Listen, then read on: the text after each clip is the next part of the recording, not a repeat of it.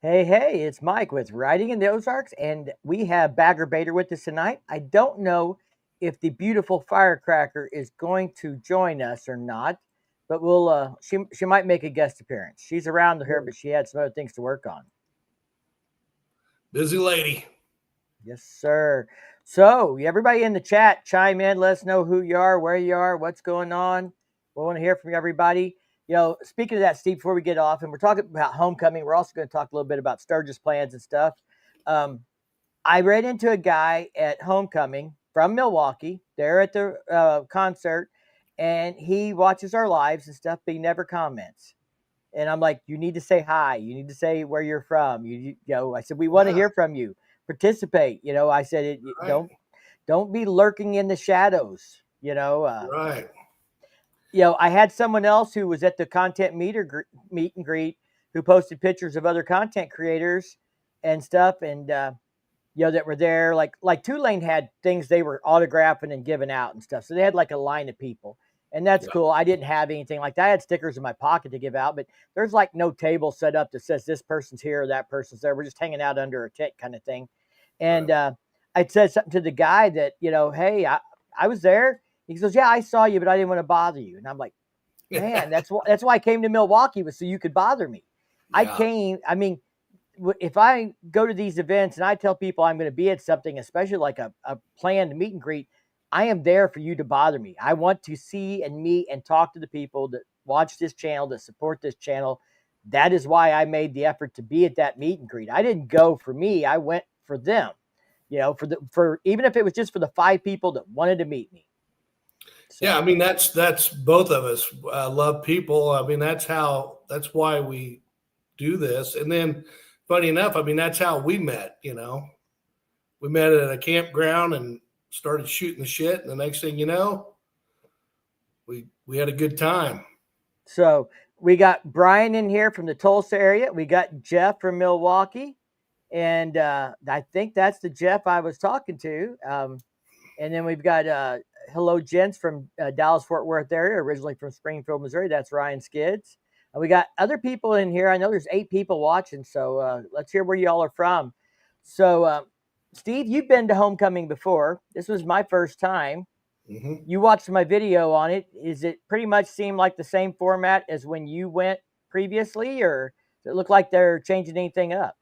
Yeah, so I went in 2018. That was back when they skipped 5 years. It was every 5 years back then. Um, it was hard to tell. It looks very similar, but it seems like there was more people there than when I went. It and I watched other creators' videos as well, and I don't know. It just seemed like a lot of people there. This, maybe they're on to something. This every year thing might be the right way to go. I was a little skeptical at first because I just thought that maybe would be overkill, but it's a damn good time. I mentioned a couple of things for you to go see, and I think you did. Hopefully, you were glad you were able to make those events. Yeah, and we're definitely going to go back because there was things we didn't get to. We didn't get to all the Harley dealers. We didn't get to Elwood Liquors. They were doing mini bike races there on Friday night. We missed that. Ryan said he saw me on Cruzy's vid, so I guess I'm in one of Cruzy's Yeah, vids. I I saw mean, you, I saw you I there was in too. the background of a lot of cameras, man. There's a lot of Yeah, cameras going around. So, yeah, um, how would I compare it to the Mid America Hog Rally? So, um, it is not, in my mind, this is a festival, an event. It's not. The thing that's closest to a motorcycle rally is the museum and the things that are going on there, because that's all bikers. That's all bikers. It's bike shows. There's not bike games, but there's, you know tours and museums and music and food and drinks and, things like that, and bike shows. That is the most pure biker aspect, and also the dealerships. The concerts are more festival. That's for the whole city. There's lots of people showed up in cowboy boots that probably have never rode a horse or branded a cow or anything else in their life, but they were there for Hank and for Chris Stapleton, and that was cool. yeah. But I think that's, you know, when they had Green Day, they got a lot of heat over it. A lot of bikers were pissed off that they had Green Day. But I think we have to remember that the concerts, they charge for that and they charge for this, but this is not them so much as trying to make money off of bikers as them trying to have a festival for Milwaukee, their hometown. Bikers are invited. They're catering to bikers at homecoming and stuff like that. And there's plenty of stuff for bikers there, but the music concert is for everyone. It's not a biker thing, it's a everyone thing.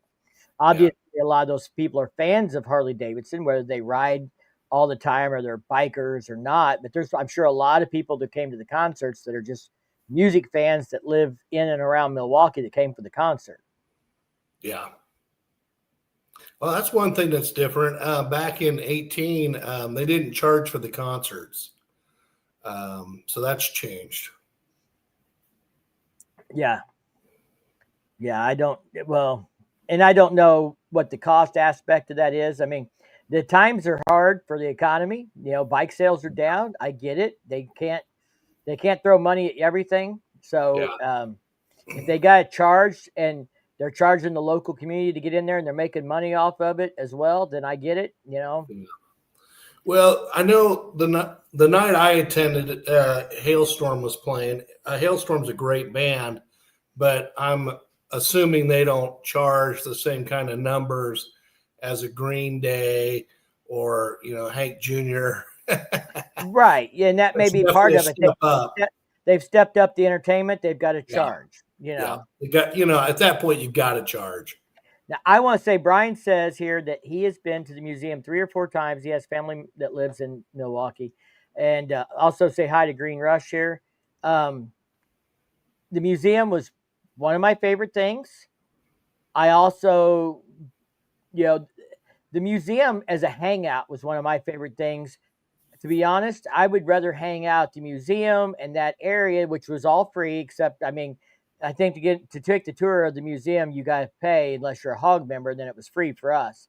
But, I would rather have hung out at the museum area and everything else.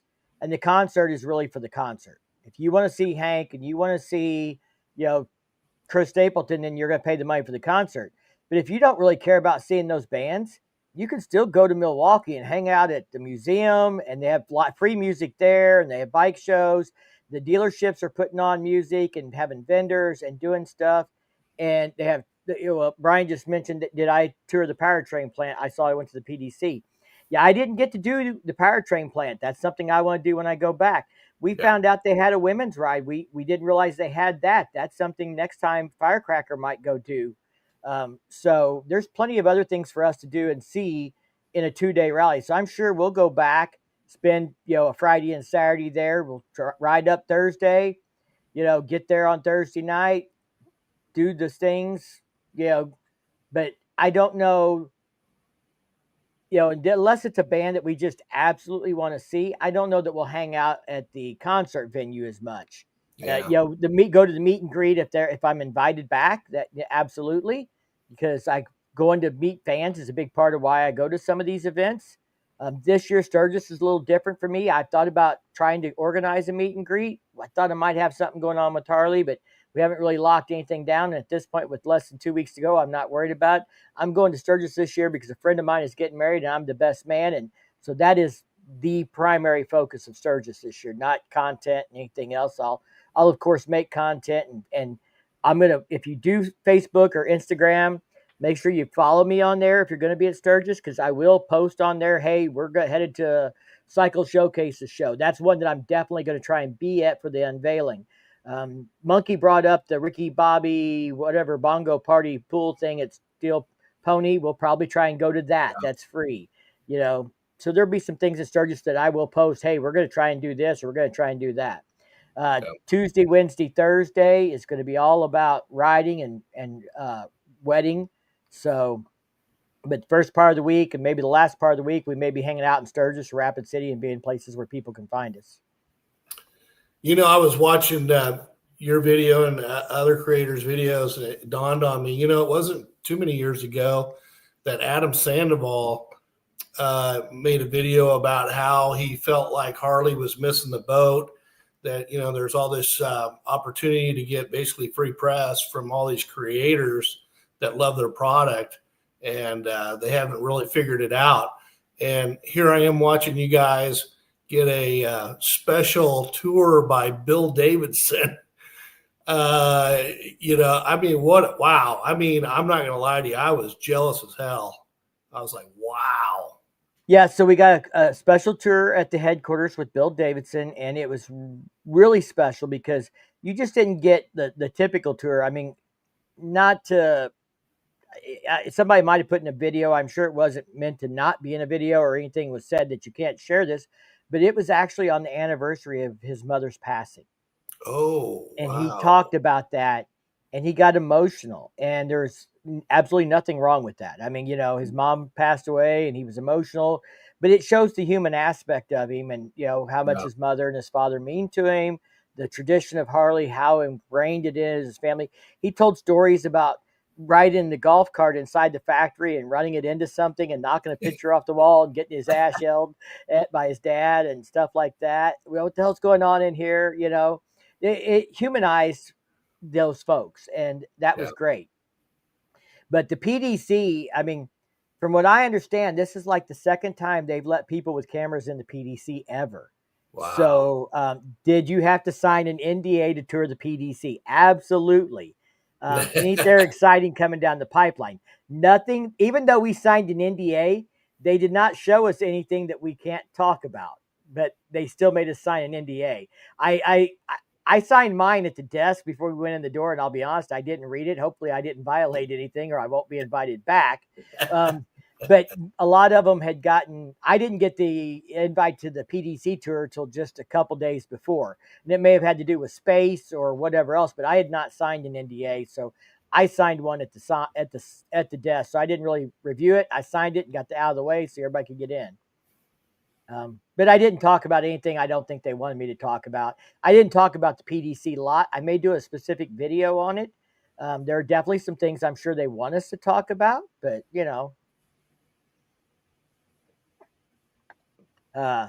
Ryan says, was up at Renegade Harley Davidson weekend before last. My bill picked up a bill. Yeah, I'm not sure. Somebody's going to have to tell me what bill stands for. It's not coming to. But they picked up a 22 Road Glide CBO 131 Stage 4 in steel blue, sick bike. Well, congratulations, whoever Bill is, or whatever Bill is.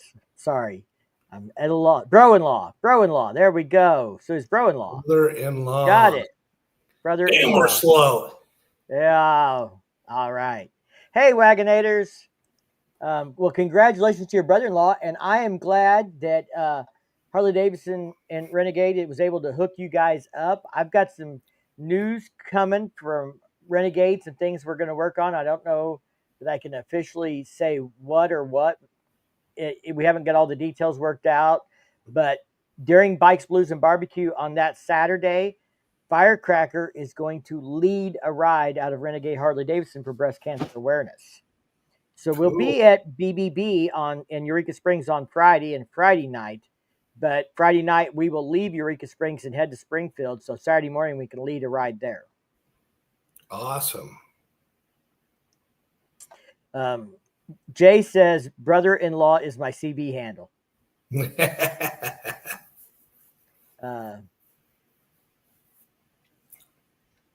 All the screen time for HD for these content creators is quick information to the motorcycling public. It is. And,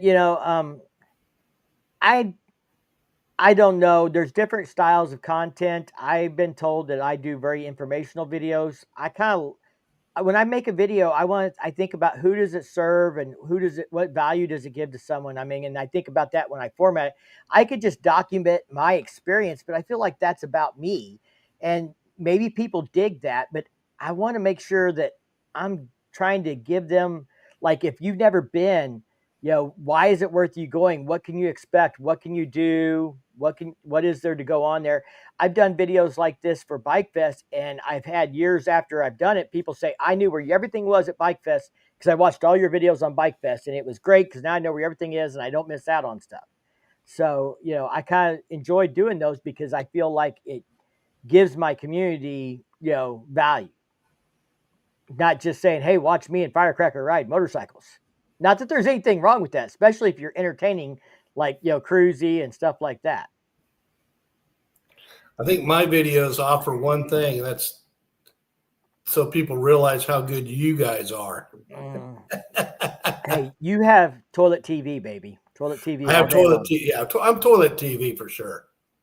So Brian asked, when is Firecracker's ride? So that will be the first Saturday in October, and it will be at Renegade Harley Davidson. It's going to be like 9:30 in the morning to lunchtime or something like that. We haven't worked out all the details, but that's kind of the plan.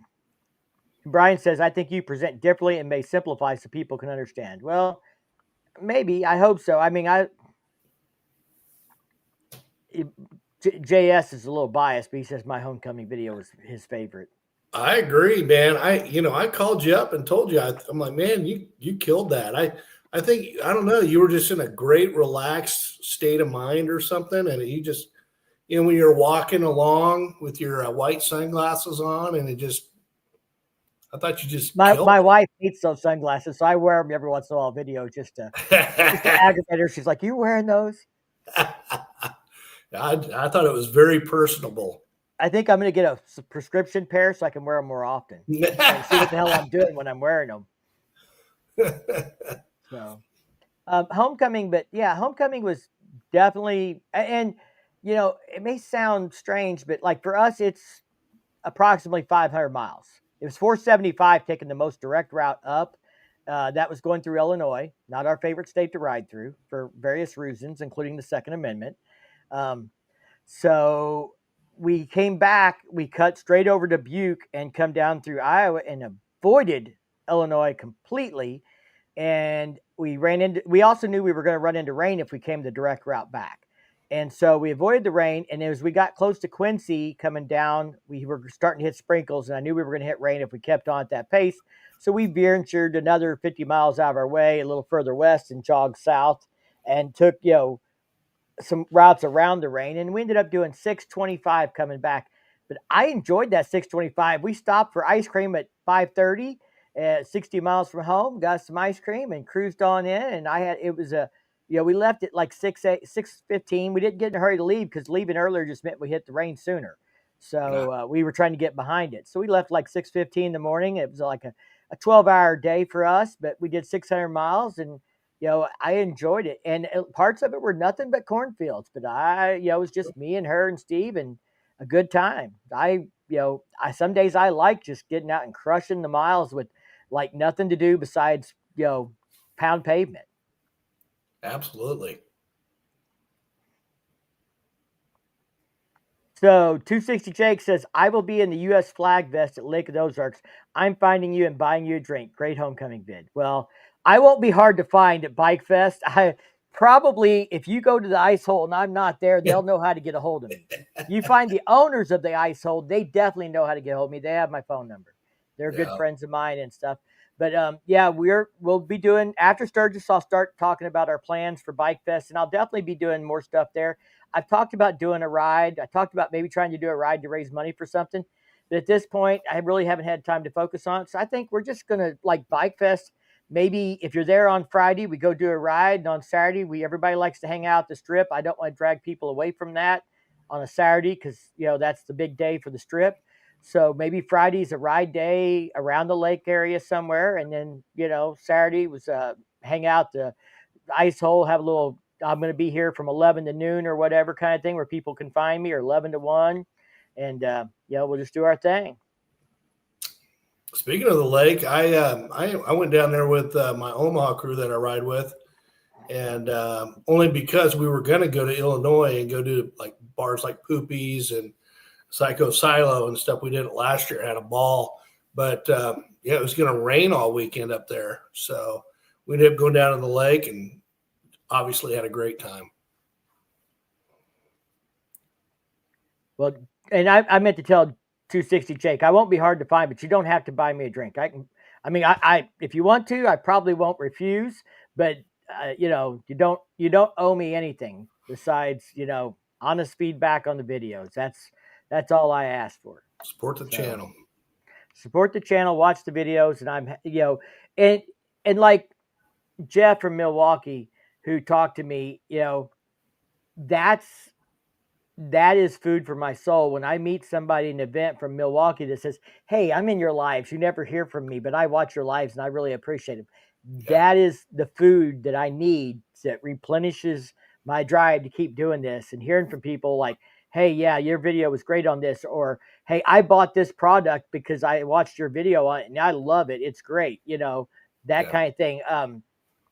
There's a guy who comments on all my videos. We got to meet him last year at BBB. He goes by Cornbread is his like YouTube handle, and he's calls me Mountain Mike. And so he comments on all my videos. He's a channel member, so he gets early access and everything. And we went and rode and had drinks with him and Pebbles at a bar and stuff and everything. But like I talked about the factory match and their paint match fenders and stuff when I got my Clockworks fender from him. He had snake venom, which is a hard color to match. He got a fender from them in snake Yeah. venom, and he was so happy because it's perfect. It matches perfectly, and he wanted to tell me, that he appreciated that. And so those kinds of things are cool, whether it's, hey, I turned you on to a cool product or a cool brand, or I turned you on to a cool event, or, I helped you make a decision about buying the right bike for you, or things like that. That is what I want from my audience, is the feedback of how I you know gave them some value in their life, because that's why I do this channel more than anything. I mean, do I make money at it? Absolutely. I'm not going to lie. After 5 years, I hope I make a little money at it.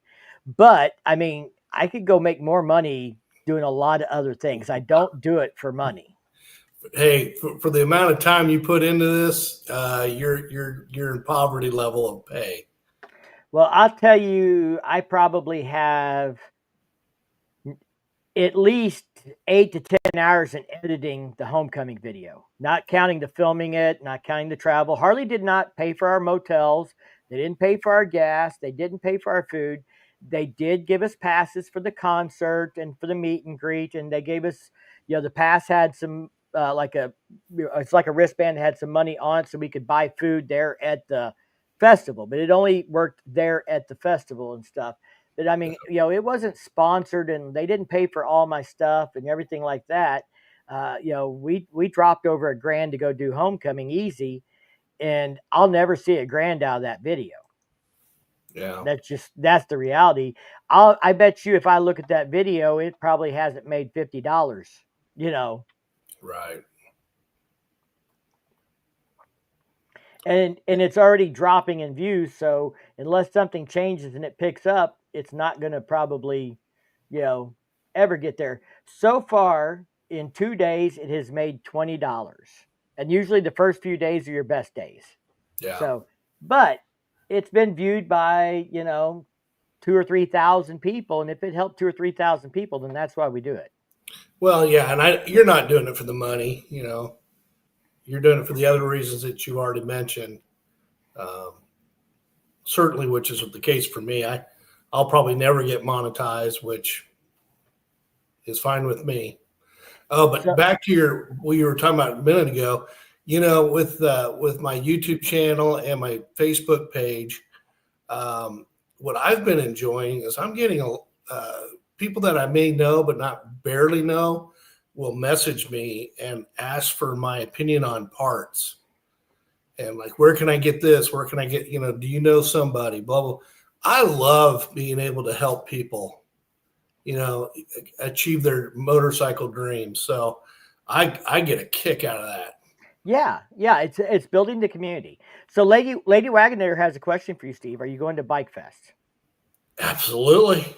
Don't read too much into that. She is married. I know. But you know All what? right. She's my kind of girl. I like her. You like a girl that rides her own and has a good sense of humor. And she's got a little ornery streak in her. Oh, Mr. Wagonator, he's loving that. So Jeff says, my hope for homecoming is it grows to a full-blown rally. As you saw in Brady Street, it has done well for the city. Brady Street was, like I mentioned it in my video, a much cooler scene than Daytona Beach to walk up and down the street. Did you Cops catch? are not regulating it. They're letting us regulate it. They're letting us do us, and nobody was fighting. Nobody was, I walked by and, brother's giving me a sign and, because I'm filming and making, just Yep. showing love that, we're out here enjoying the experience. Did you happen to catch the East Coasting guys doing all the donuts out in the street? Or I know they were down there, but I saw some social media of it, but I didn't actually see them live in performing. So I definitely think there is a lot of things the city can do to grow this and stuff, but it's off to a great start. And we're gonna be back. I expect we'll be back next year because it's only a 1 day ride for us. I mean, we can be there in 8 hours. So yeah, that's about what it is from Kansas City. So I want to throw a shout out here. So JS, if you guys didn't know, he's getting close to 1K, I think, on there. Let's go look JS up on YouTube and see where he's at. JS. We were talking about this, that he's closing in on the 1K mark. He may need a few hours. Yes, sir. 940 subscribers. Damn, I'm gonna throw a link out. 942. Let's see if we can get him over 950 before his end says 946. My end says 942. But there is a link, and if anybody's not following JS, I would consider it a personal favor if you'd go give him a follow, give him a chance to entertain you and make you smile. Makes me smile every time I watch him. Yeah. And love to see him get over 1K, and then we just got to push those watch hours up so he can, join the club. He's got a great sense of humor, and it's a little different, and it's fun to kind of catch on to it. Yeah, he definitely. And at first you're like, is he serious? And then you're like, oh, no, he's not serious. Right. Yeah. Sometimes I'm like, oh shit, I don't know. Is he? What do we? Is he joking? Is he serious? Is he really going to do that? We're trying to talk JS into coming to Bikefest. Oh shit, yeah. I don't. He's working on it. I think Chase, you're coming to Bikefest this year again, right? Because Chase came last year. I think they stayed at Encore last year. You staying at Encore this year, Steve? I am. I just at the end of the weekend, I just tell them to book it up again. Sweet. Chase says planning so far. Ryan says he's a new JS sub. So Ryan says he's at 947 already. So we hopefully we'll get him over 950 tonight. Nice. Keep pushing that train. Good. Chase says we have it booked. We'll see. Well, you better see us at the Strip. Better be there. Damn right. Hey, we were down there, on Saturday night, and I think I left around 9. It was freaking packed, man. Yeah. So Brian says to have a King of the Baggers race there. I think is that Elkhart? Is that what it's called? He says that. They says Ross America, which maybe that's the name of the track or something. I think it's in Elkhart. That's their backyard, and that would be probably the closest track for us to go to, Steve. Yeah. Road America is isn't that Circuit of America is Texas? Isn't that Austin? Circuit of America? Yeah. Yep. So Road America. Hey, it's Elkhart. We should maybe talk to Harley about if I ride up there, can I get a pass? Like infield pass. Go hang out with James and Kyle. Hey, we've been talking about maybe going to Born Free next year, and I tell you what, we need to see if there's a race out there. There's not a race during Born Free, but we're looking at going to Born Free this year. It's still on our try to do list. You're talking Texas, though, right? Yeah, Born Free. Yeah, you're talking Born Free next California. Year. Yeah. California, yeah. So JS says he wants to go to Dakota next year for the King of the Baggers. So my mom and dad have a house a couple of hours from Austin, and they live down there now, just south of Houston. And I think they're going to put it on the market. That my dad is retired and they're moving back to the Ozarks and stuff. Maybe we should do a crowdsource thing and buy the house and like, just Airbnb it out, and you could, stay between Houston and Austin, and maybe probably be better off. We just got found a house close to Austin, down where the hill country is, but Yeah. I probably can't get a deal on that. Not right now. Jay wants to go to Austin for King of the Baggers next year. Yeah, that would be awesome. Road America had a Moto America race attendance record this year. Awesome. I love seeing the races. We watched them at Daytona. I'm a race fan. I've been a fan of this King of the Baggers, and it is Elkhart, and they think they have a race the weekend following Memorial Day. Yeah. So let's talk about King of the Baggers for just a second. Not to deviate too far, but we're talking all things Harley here on this channel. If you stop and you think about this, I was upset when Harley pulled out of flat track racing as a corporate sponsor and now the drag racing. But financially, this is probably the smartest racing move they've made in at least 20 years. Okay, Steve, if you go watch a flat track race, you go watch a flat track race. You saw the one did you see the one at Eldon last year? I know, but I went to the one in Kansas City, Kansas. You were there, Yeah. So, but like a big pro in like the American Flat Track Association. But if you go do that, the chances are that's not going to inspire you to go out and buy any motorcycles or motorcycle parts. Right. Unless you're a racer. Right. And if you go to a drag race, it's fun to watch, but are you going to go out and buy a turbo and a NOS system and put it on your bike and become a drag racer? No. But if you watch King of the Baggers and you watch these guys blowing around the curves at 140 mile an hour on a 700-pound motorcycle, and you're already riding a bagger, are you likely to go out and buy some new shocks, maybe a cam, maybe I posted a reel, and it's gotten like 300,000 views now, where me and a friend were in Mexico chasing each other. And, people, sport bike guys, of course, made jokes about Harleys because I hit a speed limiter at 107 and this and that, and that's fine. But, somebody made a comment about King of the Baggers, thinking I'm King of the Baggers. It's fun. It's fun to take an 850-pound motorcycle through a turn at 85 mile an hour that most cars won't take at 85 mile an hour, on a twisty 2-lane road. It's fun for me. Maybe not for everybody. It may not be everybody's thing. But I can tell you like we do King of the Baggers, and then we have these performance builds like the CVO Road Glide ST based on that. How many STs have they sold? How many shocks have they sold? How many cams have they sold? Because people become King of the Baggers fans, and they know they could do that with their own motorcycle to some degree. Well, enough that they built a $110,000 Road Glide RR.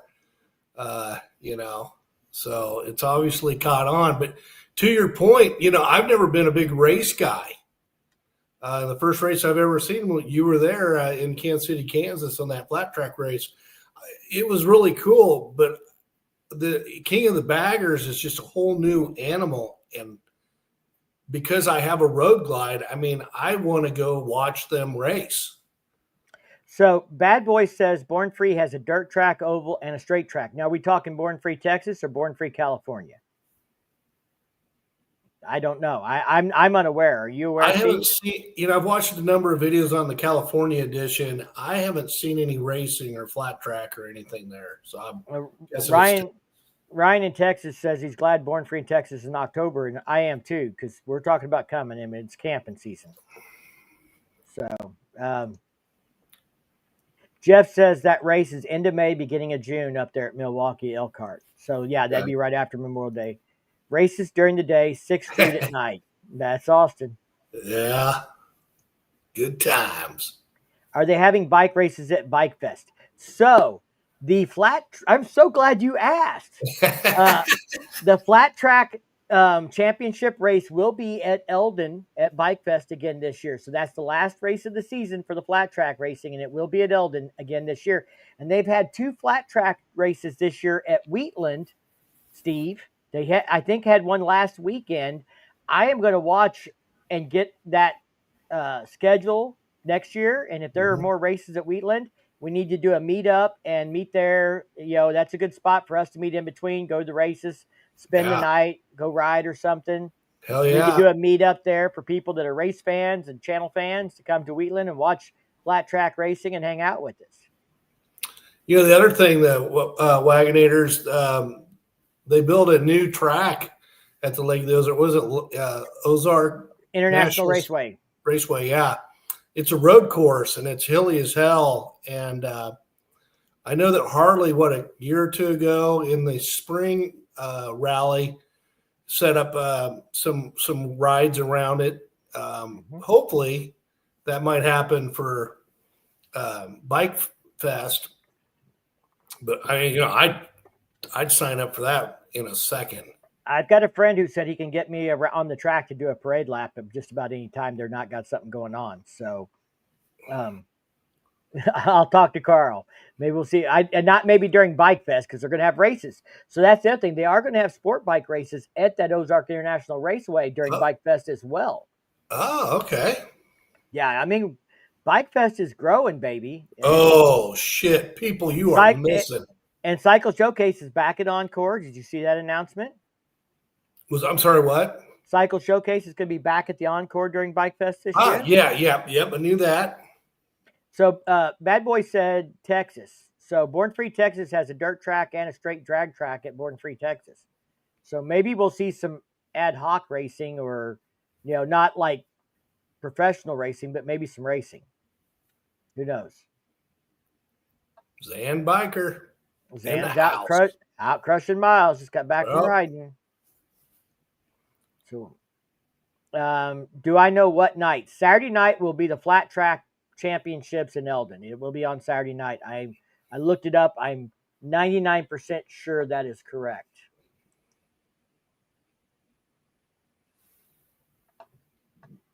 Hey, I wanted to tell JS that those are some sharp looking wheels he put on his motorcycle.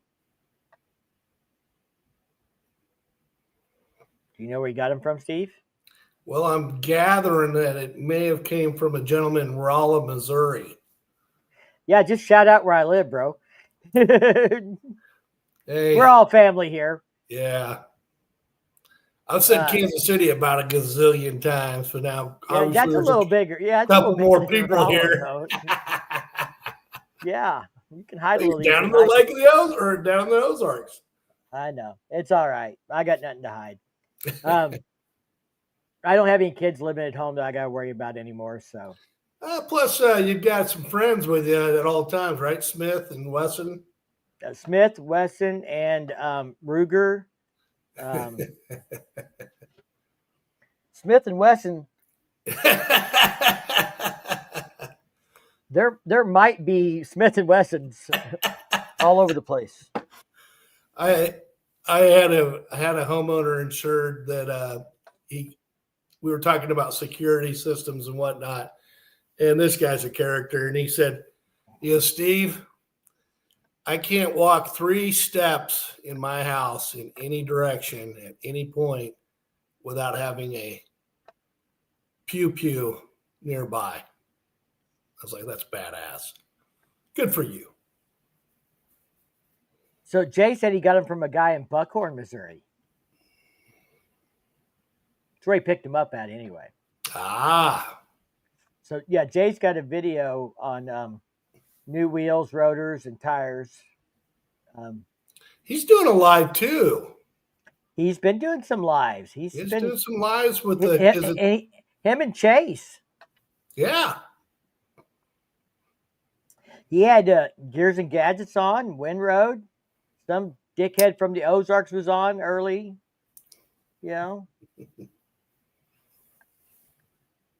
So let's talk Sturgis for a minute before everybody gets bored and runs off.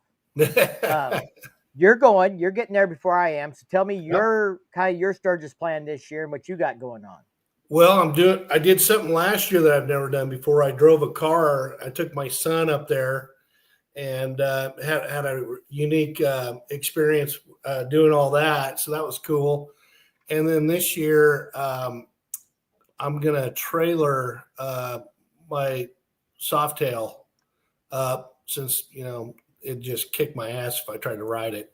and there's no place to put luggage. So I'm going to trailer up there, and I'm staying in Deadwood, and I'm going to pack up on Wednesday the 30th, and then probably take off around midnight and try to get into Sturgis area, around lunchtime. And then that way I can maybe get some riding in on that Thursday the 31st. And then I'll be hanging out, doing different things until Tuesday. And then I'm going to start heading south. Did you see this? That you ought to come on the live, Steve. You should be a guest on the Jason. I'd be honored. The Chase and Jay Thunder Show. I don't know if that's what they're calling it, but I think the Thunder Show is what they should call it. I'm happy to bring the thunder. Usually that's in the bathroom, but I'll bring the thunder.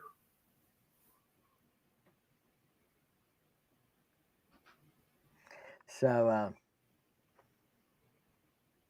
all right. So what do you got on Sunday? Because you kind of got a little something planned on Sunday, right? Yeah, Sunday I'm going to do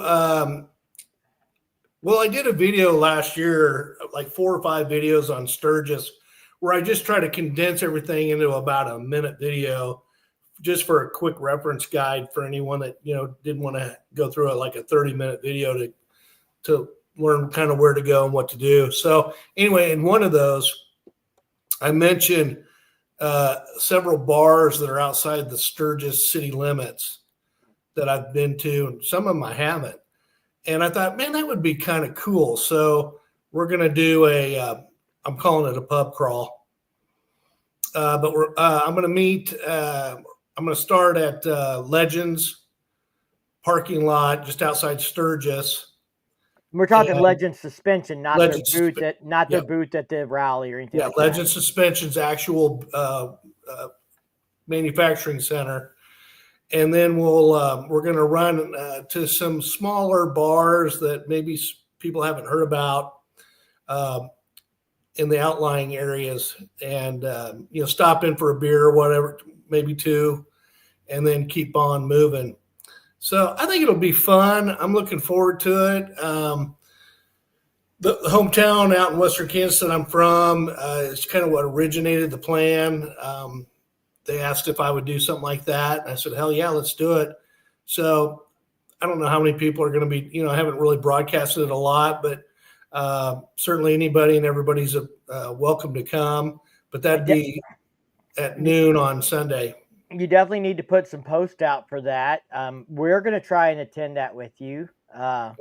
So Wagonators are hoping to see you at Sturgis, so that if they're going to be there by Sunday, that'd be a great opportunity for them to come hang out. Yeah. And if you're not a drinker, doesn't mean you can't go to a bar and have a good time. Steve is sober. He doesn't drink, but he goes to bars. A little over 4 years ago. So, but I still love going, and I drank for 40 years, so it's just kind of inherent in my blood. But you could have a good time. You could have a good time at a bar and be sober. Absolutely. Some people can't, and that's fine if you can't. Yeah. Some people can. Yep. I can have a good time just about anywhere I go. So yeah, we've got a couple of cool places picked out. There's going to be a bar in Spearfish, another one outside of Belfouche. Which bell are you doing at Belfouche? Are you doing Stonehouse? I'm going to do Stonehouse. There's another bar on their main drag, and depending on the time, I may try to run there. I saw a video last year where, and I can't remember the name of the bar, but apparently it's kind of a big hangout for the hamster group guys. And thought that might be kind of cool if I ran into some hamsters. Maybe we know some famous builders. That'd be kind of neat. So Wagonator said, oops, I clicked the wrong one. We're getting there Friday afternoon.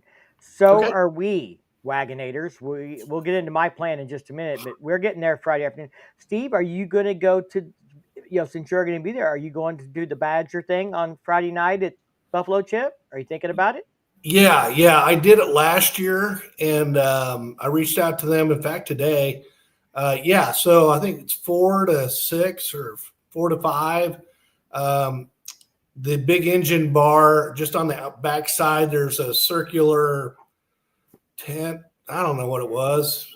But anyway, yeah, I mean, Professional Monkey was there, and a host of others, El Buffalo. Yeah, and it was fun. Yeah, Ryan says, I like me some soda water as well, Steve. There you go, Ryan.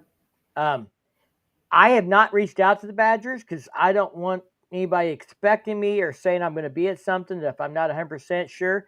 But we are leaving Thursday afternoon. I think we're going to meet tomorrow night, the four of us that are riding together, and we're going to decide exactly what time Kickstands is up.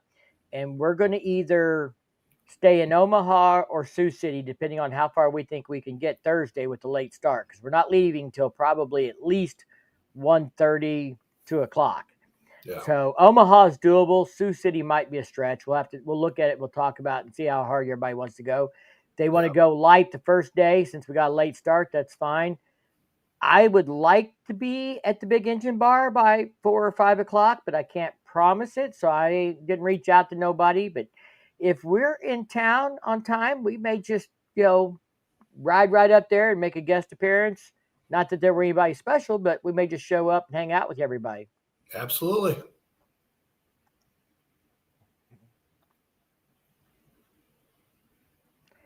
So Brian said that he stepped away from it, but he heard us talking about racing. I think it'd be interesting to do the baggers and MotoGP race at the same time in the same track, like 24 hours of Le Mans.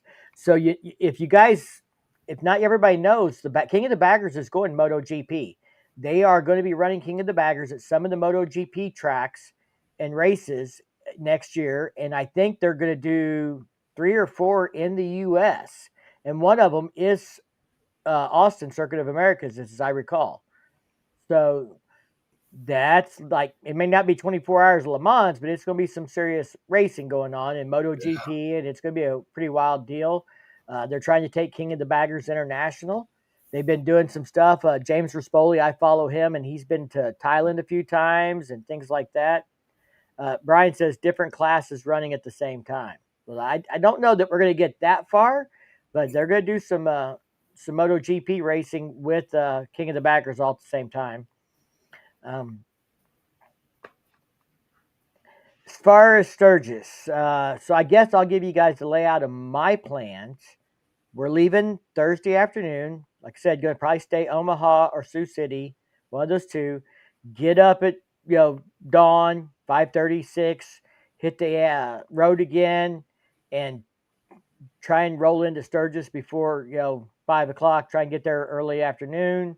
Our buddy who's hauling the toy hauler is going to try and be there before us, and Jay's got to leave, so he's got to hit the Dollar General before I pick up the kids. Good night, Jay. But yeah, we're going to roll into Sturgis on Friday afternoon. I mean, it's 500 miles, so I'm pretty sure if we leave at 6 a.m., we'll be there by 2 or 3. It shouldn't be too bad. Rolling across Illinois with Missouri plates, you can't speed. If you don't know, if you come out of St. Louis with Missouri plates, you got to be careful about speeding in that first 50 miles coming out of St. Louis, because they like to write tickets to people from Missouri and Illinois. It's a tax revenue thing.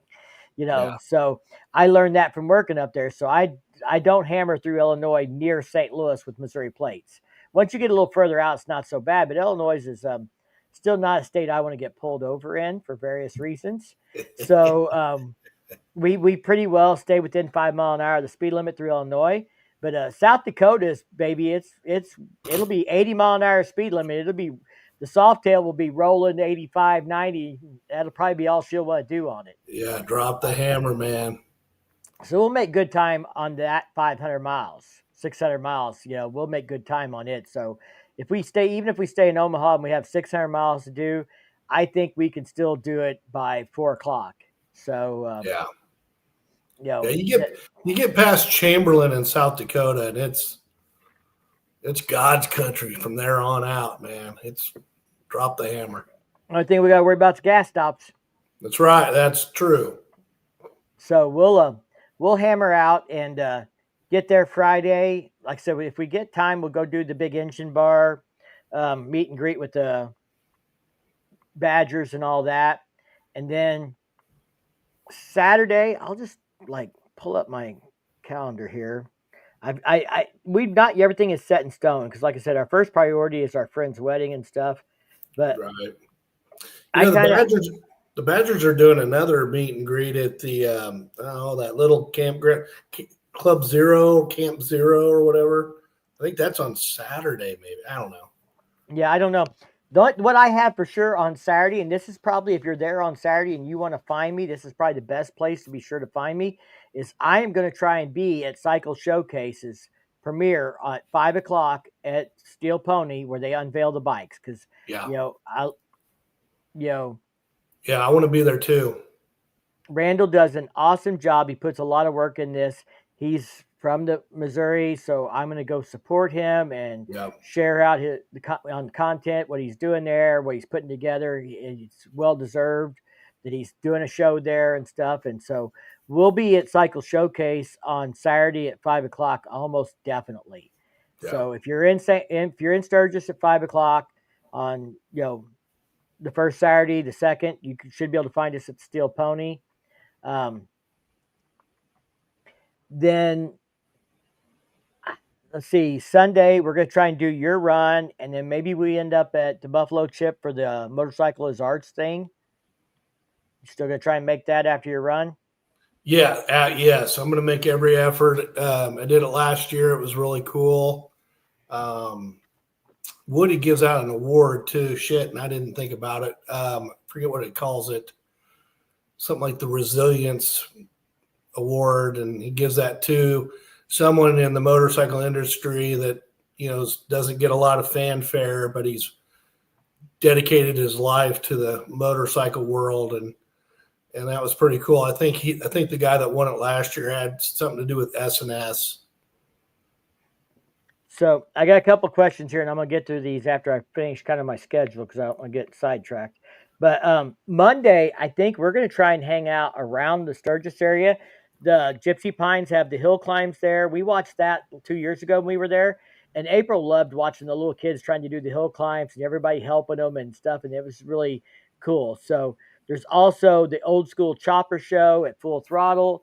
V Twin Visionary has a performance club style show. There's a pool party at Steel Pony Campground. So I'm thinking like do the hill climbs in the morning for an hour, watch some of that, then go to Full Throttle, then go to V Twin, and then go to the pool party to watch people do belly flops. And then Firecracker has got a Monday. She's going to the Tesla concert at Full Throttle Saloon. I am not going. Me and the boys, I think, are going to go to the Dungeon Bar Monday night to do the bachelor kind of party deal. See some dancing. And you're still going to be there Monday night, right, Steve? I will be there Monday We night. might need. I think we can take a shuttle for all this, but we might need a chaperone. I'd be happy to. And then also, Jack Pine has short track races on Monday and Tuesday, flat track races. So that's cool. That we're going to try and maybe see as much of that as we can on Monday. Tuesday, they want to do Topless Tuesday, so I guess we're headed to Stoneville, baby. Go early. Yeah, we're talking to like get there early, then run down Devil's Tired, maybe back into Belfouche. I thought about taking them to that. If they don't go with us on Sunday when we stop at Stonehouse, I might take them to Stonehouse, drop down into Deadwood, get our check-in at the Harley dealer there. Yeah. Try and win that Lowrider S Sturgis edition. Yeah. Did you want to share it? So it's on my Facebook page, but I think it's being done by dealerships. Okay. But you got to check in at Badlands, Deadwood, Sturgis, Rapid City, and Hill City. Hill City, five dealerships. You got to check in there for a chance to win. And I'm sure any of those dealerships can tell you all about it and stuff. But I shared the information on my Facebook page. Yeah. Yeah, that'd be badass. God, I'd love to win that bike. So I think Tuesday we're going to do this like Devil Tires Topless Tuesday thing. Wednesday we have to pick up some friends that are flying in for the wedding at the airport, and then we're going to jog south out of Rapid City, and we're going to do the wildlife loop and come back through Pactola Reservoir on Wednesday and end up back in Sturgis, and hopefully in time to get some ice cream with Randall for the Cycle Showcase ice cream party. And then Thursday, my buddy gets married, so that's all about him. And then Friday, we didn't put a lot on there, but I want to mention this. Detroit Randy's got the Damn Show at Full Throttle Saloon on Friday. So if we're around Sturgis, we're going to try and check that out. And also Friday is when they're doing the Sturgis TT, which is, I think, where they like do the race in town. Oh, okay. I didn't know if they were doing that again this year. Looked to me like it was on the schedule on the flat track racing stuff. That'd be freaking cool, man. Yeah, so that's kind of my thing. And if the weather is good and we're up to it, we're talking about doing the 1K in a day trip home. Now, we're not documenting this. We're not getting any patches. I think April just wants to tell Chase he's not special. She can do 1K on a softail. So I really think that's what it is, Chase. I think she's coming for you. But yeah, she wants to just, I think, test herself and see if she can do 1K in a day on that Sport Glide. And so, that's kind of our Sturgis plans. Like I said, if you do Instagram, Facebook, follow me, shoot me a message on there. If we're going to be somewhere where we can meet and hang out, I will let you know.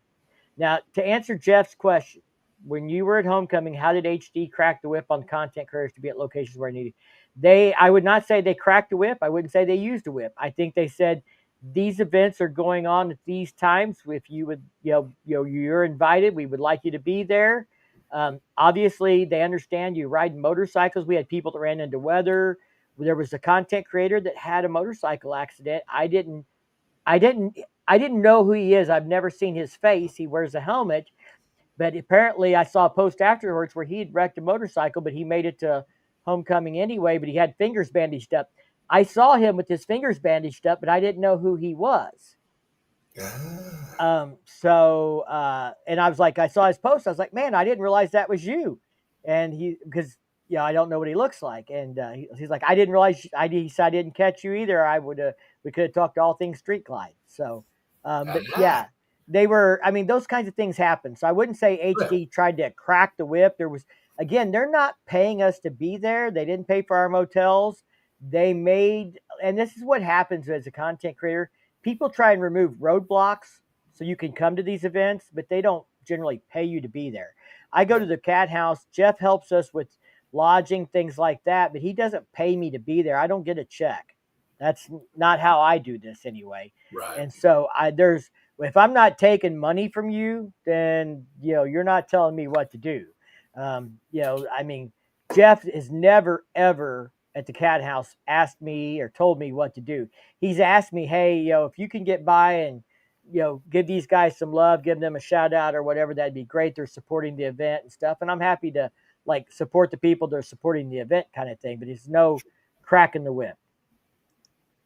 And Zan, all I can tell you is no, I am not going to try living in Illinois. Not going to happen. Not for me. Brian said South Dakota has variable speed limits and they reduce them during Sturgis. That is a fact. Yeah, you got to keep track of it. But the interstate's usually 80, 85. Typically from Rapid City to Sturgis, or maybe even a little bit north of Sturgis, they lower it 10, I believe it was 10 miles an hour. Yeah, but you're basically there then. Yeah. Dan can't go fast because of the highway potholes in Illinois. Yeah, there were some places that weren't great, but there were some places that weren't so bad. So Brian has an interesting question, and I'm going to talk about this in a video. But based on what I know, I'm going to try and get this video out before Sturgis. But my gut says they're not going to do anything at Sturgis. They said fall, and I don't consider Sturgis fall. And I don't think they've had time, no matter what the CEO's goals are, to be ready for Sturgis. I could be wrong. They could release something there, but they didn't release it at Homecoming. And I really think, we'll talk about this for a second, not that I want to get into negative stuff, but Harley got some bad press last year at Sturgis, saying the place was empty, they were gone woke, all that kind of stuff. I don't think that they want to risk doing stuff at Sturgis where it might not be as easy to control the perception or the crowd or anything else that may not be their crowd. I think if they were going to do something, they would do it at Homecoming, where people are coming to Milwaukee because they love the brand, because they're fans of the brand. So I think if they were going to do a launch in July or August, it would have been in July at Homecoming. I don't see them doing it a month later at Sturgis, at least not right now. They've done that in the past, and that could come back, and that'll be in the video talking about that aspect of it. But my gut is I don't think we'll see anything at Sturgis this year at least. Chase says, I'm doing one Saturday. Iron butt. I think, if April does this 1K in a day and she like digs it, then maybe her and Chase should do like a 1K together, and he can do it on his bagger and she can do it on a softail, and they can do a video about it. Yep. He's into the 1K long runs. He could be like, hey, I do 1Ks all the time on, the BMW bagger, but look at this. Here's somebody doing 1K on a softail. She might be up for it. We'll see how she feels after Sturgis. I did an iron butt in 2019 on my way back from Sturgis, and it wasn't that terrible, but once is enough for me. Chase likes to be punished, apparently. He likes the pain. Wonder if he's got a dungeon room back at his crib. After seeing him at Buckhorn, I wouldn't be surprised.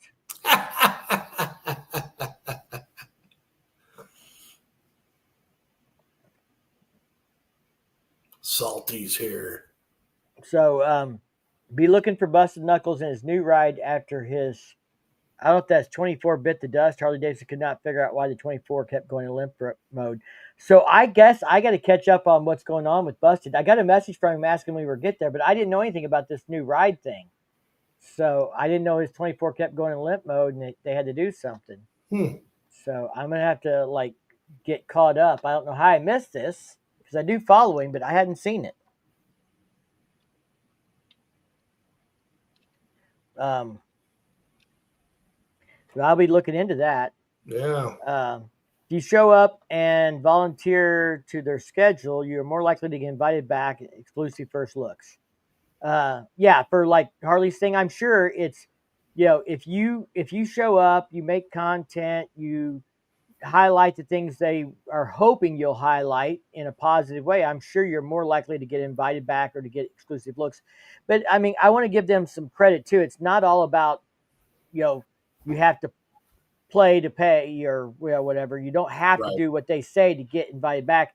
I mean, I talked to somebody and I said something about, being there and as a content creator, and they said, hey, we love you. You keep us honest. I hold if I think they're doing something wrong, I hold them to the fire on it, and they respect that enough to not blackball me because they don't like something I said, or maybe because their perception of it is different than mine. They respect it. There's perceptions out here. Maybe we need to address this better, or, if he sees it that way, probably other people see it that way. What do we need to do to communicate better about, or what can we do to communicate better about why are we doing this or what happened? Yeah. Negative feedback can be a positive if it's done correctly, Right. And and they said I try and be fair. Like, I mean, a lot of times I say, I don't understand why they do this, but I don't have all the data they have. Why they cut this model? Well, I don't know. I don't have all the data they have, but obviously I'm gonna guess it wasn't, the best performing sales wise or profit wise. So will Cole be playing this year? Asking for a friend. That meme has got to be like the freaking all at once most blown up thing I have seen ever, at least in the biker community. I thought it was fake, man. It was too obvious. I don't know. I follow a lot of Harley dealers because a lot of Harley dealers follow me, and then I'll follow them back.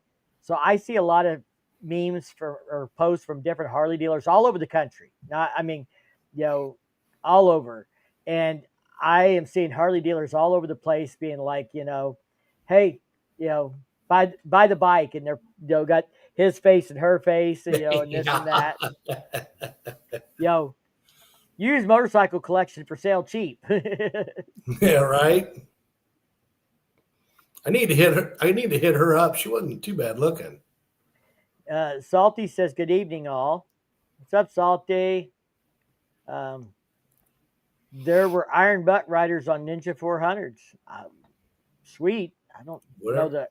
I've never rode a Ninja 400 to know if I could do one on that, but I'm not a sport bike guy, so I'll pick my road glide over that crotch rocket any day. So Salty says they're going to do an iron butt on choppers to the Smokeout Rally in September. That'll be cool. Be bitching. Hardtails. I mean, if they're real choppers, they're hardtails. Oh, so he got a red 25 instead of his 24 because his 24 was having problems. Okay. Mm-hmm. Well, so far, I haven't even got my 5,000 mile service video done because we've been on the road so much and doing stuff. I mean, we did 1,200 miles to Milwaukee and back almost, but 7,500 miles. And the only issues I've had have been like CarPlay cutting out once in a while, original audio stuff because it wasn't updated. But mechanically, I haven't had any issues with the bike. I did my 5K service. I found a couple things. They'll be in the video, but they weren't like Harley things. Yeah.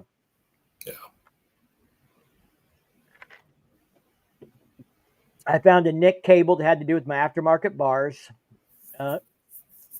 My drive belt was too tight, some things like that. Yeah. And we talk about the importance of that in that video.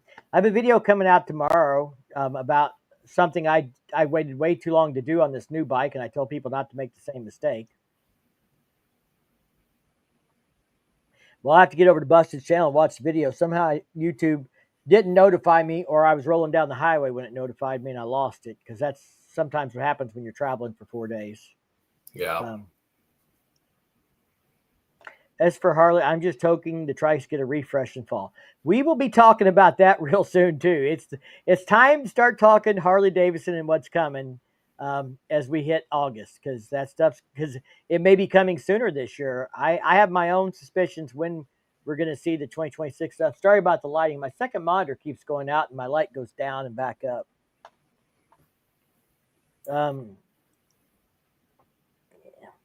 He is doing everything he can to put 1K on it before he leaves Sturgis. Well, just ride to Milwaukee and back. That'll put a K on it. Get your ass on the seat and roll, brother. I got a new seat. Did you see my new seat, Steve? I did too. Yeah, you got one from Thrashing. I did. I don't think I've seen your seat. I've only got about 30 miles on it. It's in the video that comes out tomorrow, so you'll see it. I was going to say, I didn't think you. It came in the day we left for Milwaukee. So I've only had it about a week, and I've done about 40 miles, 50 miles on it all, and they were all like 12-mile trips to work kind of thing. So I've not got to put any serious miles on it, but I'm going to try and put a couple hundred on it Thursday, and we'll see if this is the kind of seat that I can ride 500 miles a day on. I don't know. I'd like to take it to Sturgis, but I have to ride 2 up, part of Sturgis, because we have people flying in who are in the wedding party and they don't have a vehicle, and so they're going to be riding bitch. You're not going to be there Thursday. I have to ride Linda because you're not going to be there. Damn it. So Linda's got to ride. You met Linda. Okay. Yep. At Cycle Showcase. So she's going to fly in for the wedding. So she's going to ride on the back with me. And then we have another friend who's flying in who's going to ride with someone else. That means I'm going to be running 2 up for a few days. So I'm probably going to, for her sake, put the sundowner on, because she definitely isn't going to like the back of this new seat. There's not a lot there for a passenger. It's not a 2 up seat, really. I mean, it is if you had to, but it would be just to get them back to the hotel. It wouldn't be to take them riding. Now, in your tour pack, do you have the rack on the top of it? No. I was going to say, because if you do, sometimes you can strap a second seat onto the rack. Well, we have a friend taking the toy hauler, so I could take a second seat. I could run around Sturgis on the narrow seat. I thought about doing that, so I may put the tour seat on for the trip up and the trip back, and then roll around Sturgis, until they get there with the new seat. I'd like to try it out some more and really get a feel for it. So if there's plenty of room, then I may take the seat. Yeah. Well, hopefully it works out. So mentioning trikes, a friend of mine traded a Road Glide 3 for a 25 Tri-Glide, discovered the Tri-Glide did not have TPMS, which I don't know enough to know. Uh-oh. No, I don't know much about trikes. Hang on a second here. I have a special guest. Ooh. Ooh. I need the Ozarks and inner and down on the next line. I can see the hand. See the hand. Okay. And You just need me to split them up into 2 sheets? If you can just put Ozarks on the next line, level, okay, then it will let me print it. It should. Okay. Hey, anybody out there going to Sturgis? What's up, Firecracker? She's making decals for the bike before Sturgis, and she had to tell me what I had to adjust. That's what that was all about. Aha. I can change that real easy, babe. I don't know if anybody in the chat's told us whether or not they are for sure going to Sturgis. As wagonators. But I can't hear you over him when I got the headphones on. Just move to Ozarks. No, you'll need to move in on the lower line too. So riding in the Ozarks, 3 lines. Yeah, and then we can piece them together. We're putting riding in the Ozarks on my bike somewhere as a decal. So I laid it out, but she needs me to change the layout a little bit so she can cut it on the Cricut and we can put it on the tour pack.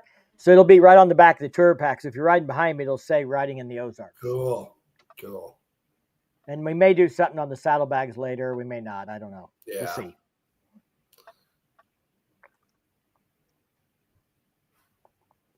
So, let's get caught up with the chat here. Tiger says, hey, guys. Hey, Zan. Hey, Salty. Hello. 87 Ricers in the house. What's up, Chris? Brian said, hi, Firecracker. She's already ran off on us. She's busy working on decals for the bike and stuff tonight instead of hanging out with us. What's happening? Not this year. Maybe next year we'll have the road work done south of DEA. I'm not doing very good with these abbreviations tonight, but I know he's in Texas, so I don't know what DEA is. The only ones I know are like sexual. That does not surprise me at all. Mikey is going for the first time. Well, congratulations, yes. I guess. Gonna have a ball. Brian, not this year, maybe next year. Hopefully the road work south of Deadwood. So it's cutting him off. Yeah, I don't know. Is there road work south of Deadwood somewhere that's a problem? I hadn't heard anything. 385 again this year, like last year, has some road work north of Hill City, I believe south of, however you pronounce that lake, Pactola Reservoir. Yeah, and well, that sucks because we're going to be coming through it. Yeah, I'm being told that it's just be smart and you can get through it pretty easy. Drug enforcement agents, DEA, of course. I think DEA was for Deadwood. He just got cut off, but good going, Chase. You got it. Hit send too soon, trying to type too fast. So yeah, we are planning on doing the wildlife loop and coming back up to Pactola Reservoir. So that'll take us right through Hill City and back up to the reservoir. Because April really likes the ride from the reservoir back to Sturgis. Or well, she likes that section through Nemo and all that there. That's where I got to ride the 23.5 CVOs with Harley Davidson, and that was one of her favorite rides. So we're going to try and do that ride coming from Hill City back. That'll be our Wednesday. Love and bikes. There's my man Randy. Say hi to Randy, everybody. Randall, what's up? We'll see Randy Thursday. I will. No Sturgis from this plea. I'm planning going up to BBB in October. Well, Ryan, make sure you hit us up on Friday if you're there on Friday, because we will be there on Friday. And then, like I said, Saturday we'll be just a couple hours north at Renegade. I've ridden the area, but first time for the rally. Well, have a good time. You'll enjoy it. My biggest thing is don't be in a hurry. There's a lot of traffic. Yep. If you really care about like the rides, you probably should go when it's not rally time. It's cool to do it during the rally time. I mean, there's a lot of reasons to go during the rally time, though, but it's not for everybody. The other thing I'd share, Mike, is if you're going to do Iron Mountain, Needles, and Spearfish, try to do them as early in the morning as you can. And I actually would say if you're going to be there like on the last Friday, do them that day because it's better than early in the week because people have started leaving and heading home. Yep. So, when about Wednesday, you start to see it filter out a little bit. yeah. So Hog Rider, I am going to try and be there if we're in town in time. I haven't told or announced anything because I don't know 100% if we're going to make it. That's the day we arrive. We could run into bike problems. We could decide that we need to take a break. Somebody's hot, tired, wore out, overheated, dehydrated, whatever. But if we make it in time, we're going to try and swing by the chip and see the Badgers and everybody. And I most likely will be there. Yeah, because he's already going to be there. He's not going to get dehydrated rolling up. Not this year. No. So what is your favorite bike? My favorite bike out of the lineup is like, as far as like, so that's a tough question because different bikes have different purposes.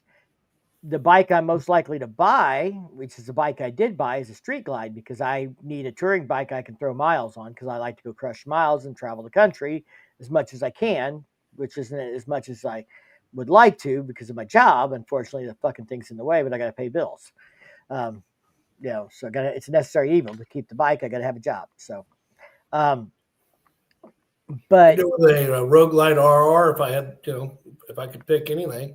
Yeah, if money was no object, obviously, yeah.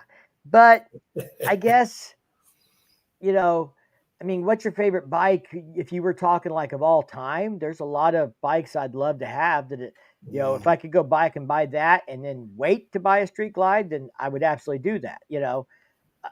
Here's an example, and this is one of the things that I get why Harley does it, but I wonder sometimes if it doesn't bite him in the ass. So if we look at my scenario, 2016s came out in 2015. I bought a Street Glide because I wanted a new touring bike. I didn't know they were going to cancel the Dynas next year. I was planning on buying a Dyna 3 years from now. Buy a Street Glide, 3 years from now, buy a Dyna. Well, they canceled the Dynas, and I was in a payment, and I wasn't in a situation financially where I could go buy a Dyna, but I didn't want to give up the Street Glide. So yeah, I could go back and buy a used late model Dyna, but those are actually pretty hard to find in dealerships. You don't see a lot of, 2017 Dyna Lowrider S's, No. Not in the actual Dynas. You see them in the Softails. I'm a Dyna guy in a lot of ways. I have a 2000 FXDX. I have my first Harley, which is a Dyna Lowrider that was wrecked, and I got to rebuild it, but I won't give it up. So, if I had to go back and pick a bike, I'd think about picking something like a Dyna. When I was a kid, I loved the Wide Glide. I thought that was the coolest bike. Right. That's a tough question depending on why you're buying it. Just because you like it or because of your needs. 2013 CVO Rogue Glide skunk bike is always going to be one of the tops on my list. So somebody's going to have to tell me what the Red Lodge is because I don't know what the Red Lodge is. Do you know what the Red Lodge is, Steve? I'm guessing that's in Red Lodge, Montana, which I rode through a couple of years ago on my way to Sturgis. Red Lodge is a cool ass old country, country town. How far is it? Little further than Topless Tuesday. Yeah, I mean, if you got up early in the morning, you could make it out there, but you'd want to spend the night. I mean, Red Lodge is at the base of what's the road? That famous road in Montana, Beartooth Pass. When you come out of Beartooth Pass, you run into Red Lodge. So that's 4 or 5 hours away at least. So Hog Rider, we're going to, like I said, we'll probably be at the Cycle Showcase premiere no matter what. So if you miss us at there, you can try and catch us at the Cycle Showcase unveiling at Steel Pony. And follow us on Instagram and Facebook if you want to see where we're at and where you might be able to catch us. So we'll try and do that. Maybe another year,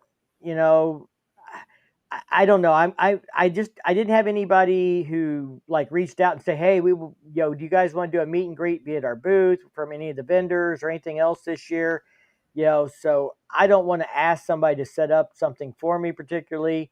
Um, if they want me there, then I'm happy to work with them, but I don't want to be like asking for a favor. So we're just kind of doing our own thing. Maybe a couple years from now, we'll try and do a little more planned social media thing, or plan to be at the Badgers thing, leave a little earlier, make sure we have time to be there.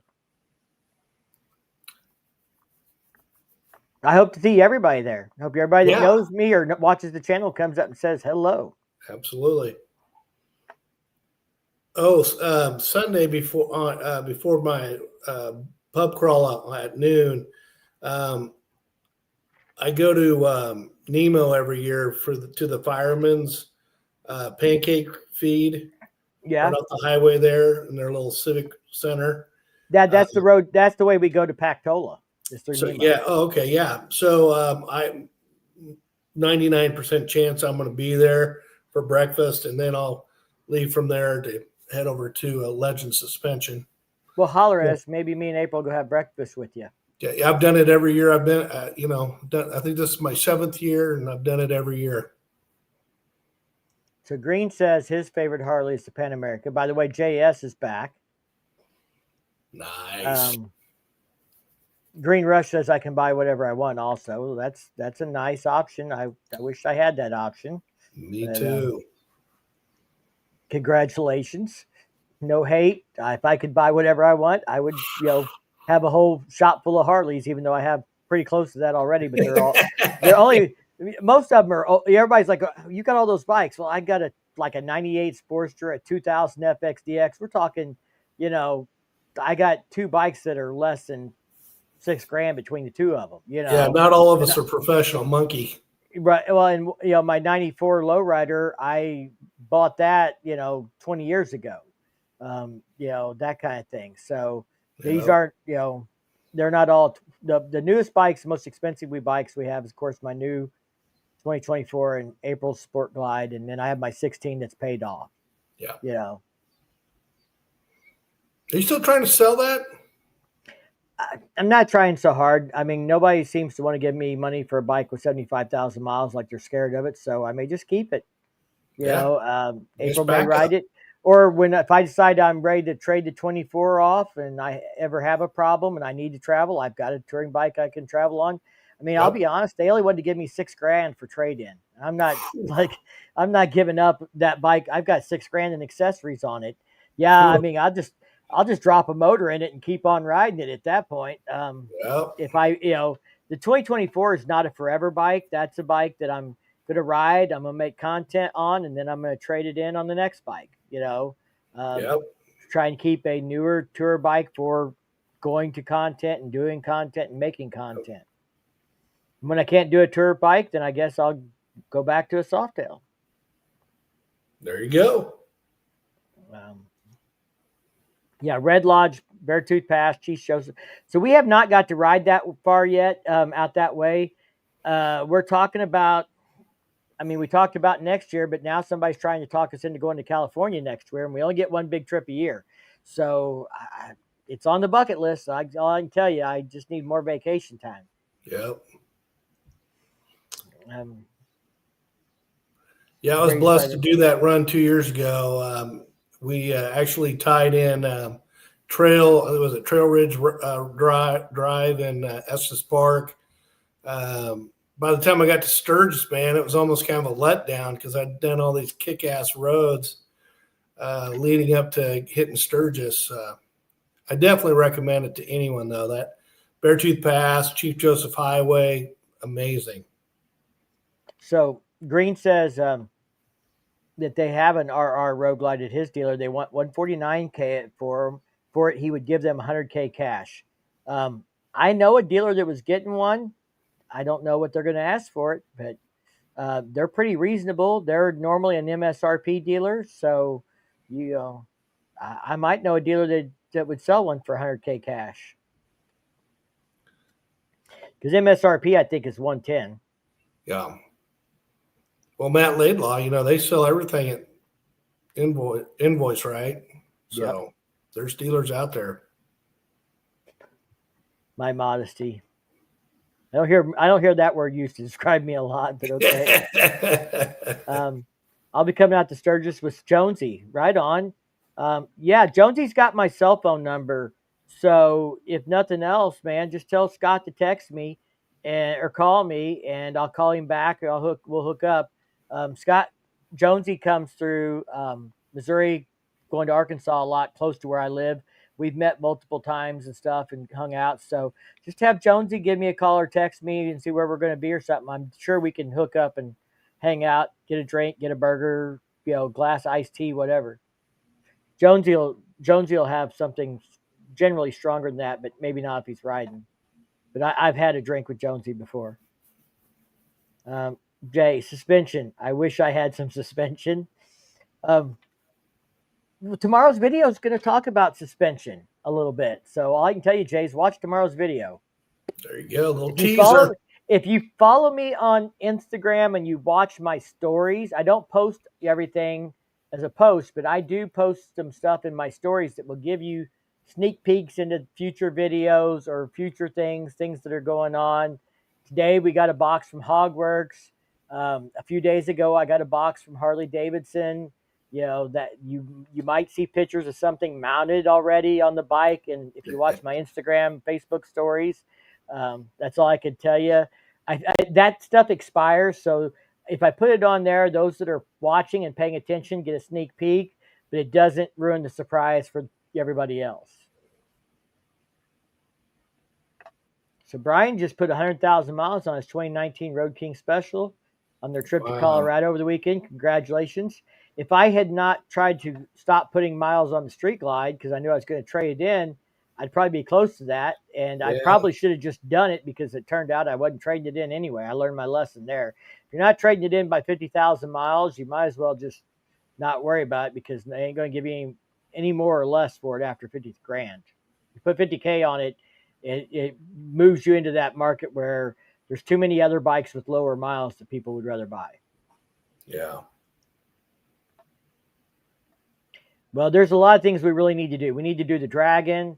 We need to do Colorado, Beartooth Pass, $1 Million Highway. Somebody wants us to go do the Pacific Coast Highway. We haven't done Arizona Bike Week yet. We haven't been to Barber. We haven't been to Wheels in Time. There's a lot of things we haven't done that's on the list. The problem is I only get 3 weeks of vacation. And like with Sturgis, we're using 6 days there. Milwaukee, we use 2 days. There's 8 days. That's half my vacation, just over half my vacation in 2 events. And then we have Bikefest, Bikes, Blues, and Barbecue. But those being my back door, I cannot not go cover those and stuff. I feel like, part of why I started this channel was to promote riding in the Ozarks. So I got to go cover big events in the Ozarks and share that with people so they know what there is to look forward to when they come to here. So between those things, that kind of eats it up. I want to do TMMR. I'd love to do smoke out sometime. We're just going to have to spend the next 15 years doing everything we can. Yep. It's the beauty then I get to retire and do a lot more. Yeah, right on. But you never know what tomorrow holds, so I'm not waiting till I retire to do stuff. I'm doing as much as I can now, and whatever I don't get to, then I'll get to later. That's the plan. Just keep living every day to the fullest. Hopefully I'll get a new Road King next year, Harley. New Road King with the 117 center cooled motor. I want to talk about that for a second because going to Milwaukee was a good experience for the heat. We're riding 90 degrees, coming back. It's in the 90s. A couple weeks ago, I rode my Dyna, my 2016, and my 2024 one day after another, in progression. The oldest bike, then the next oldest, and then the next oldest. And I can promise you the center cooled, liquid cooled heads on the Milwaukee 8 is a much cooler running engine temperature wise than the other. The only point I ever felt like engine heat was hot was like setting at a light and the rear cylinder would shut off to try and help with that, because the bike was running warm. But, like if I just pulled up at a stop sign or something like that, I was never like, oh shit, this thing's hot. No. Wow. If I had to sit there for a couple of minutes, then I'd start feeling it. But it is definitely, Harley said it was noticeable, and that's absolutely true. It is noticeable. That's a big sales point. Who is he? Green asked. I'm not sure who he is we're referring to, but maybe clarify. It's hard to keep up with the chat. Sorry, folks. Yep. Steve, that is what we did over the weekend from Loveland to Colorado Springs through Estes Park and Winter Park. Yep. Yeah, MSRP is at 110. So who is he? He's probably talking about the RR thing. I would reach out to Lake of the Ozarks Harley Davidson because I know they're getting one.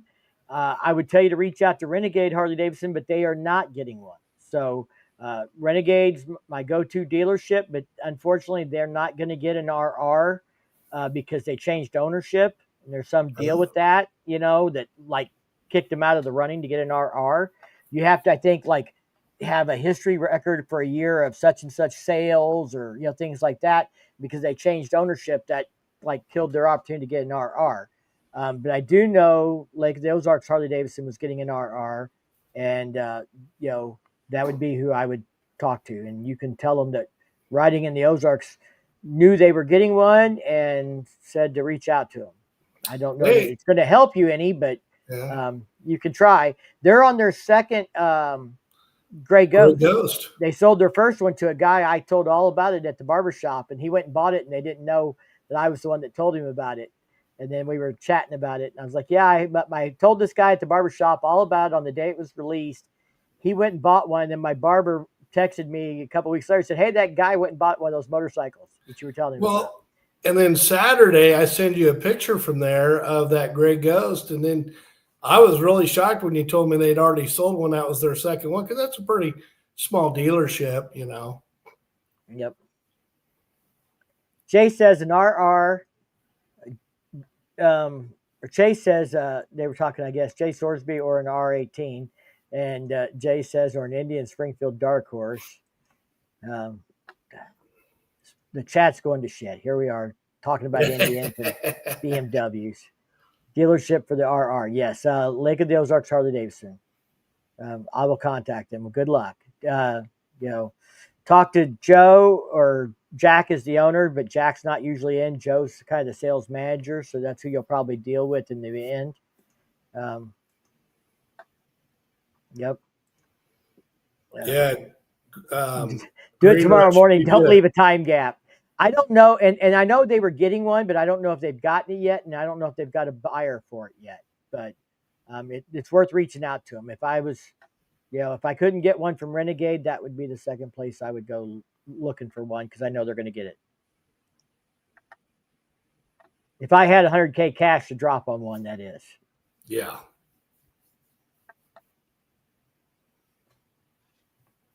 So we've talked Harley Davidson. We have talked 2026 launch a little bit. We've talked Sturgis. Has anybody got any questions for me that we haven't talked about before we wrap this thing up? Because I got another video I got to finish editing.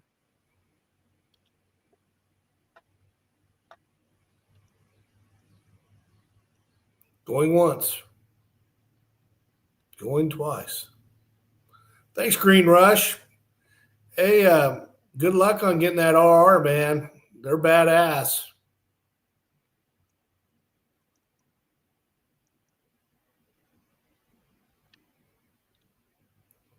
Jay, someday, make it happen, brother.